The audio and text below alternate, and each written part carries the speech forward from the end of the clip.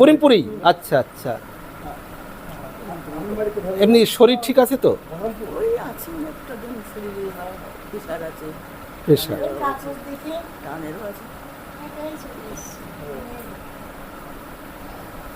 দেখ যেটুকু। তাহলে দিদি শরীর এমনি ঠিক আছে তো? আপনার বাড়ি করিমপুর? ও, আর আপনার বাড়ি দিদি কোথায় বললেন? বহরমপুর। বহরমপুর, আচ্ছা আচ্ছা। ছেলে মেয়ে? দুটো ছেলে একটা মেয়ে। ছেলেরা কি মানে আপনাকে বাড়িতে মানে কি বলবো, বলা ঠিক হচ্ছে কিনা, মানে বাড়িতে করতো না তাই তো? দেখেনি, বহরমপুরেই থাকে তারা। কি করে? আমার বাড়ি ওই যে জিয়াগঞ্জ আজিমগঞ্জ আছে না, শিয়ালদা লাইনে, ওই জিয়াগঞ্জে নেমে গঙ্গা পার হয়ে আজিমগঞ্জ আসল বাড়ি। আর আমি বহরমপুরেই থাকতাম। ও, আপনার ছেলেরা কি করে? ব্যবসা। ব্যবসা। এমনি প্রতিষ্ঠিত সব? এটাই তো দুঃখ যে প্রতিষ্ঠিত ছেলেরা বহরমপুর আর আপনার বাড়ি করিমপুরে। আর এই দিদি দিদি আপনার বাড়ি নাটনা?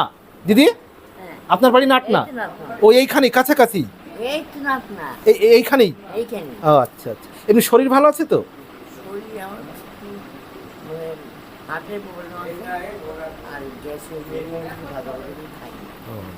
আর ওই দাদার বাড়ি কোথায় বললেন? হ্যাঁ, এই দিগলকান্দি। ও আচ্ছা আচ্ছা, কাছাকাছি। এমনি শরীর টরীর ঠিক আছে তো?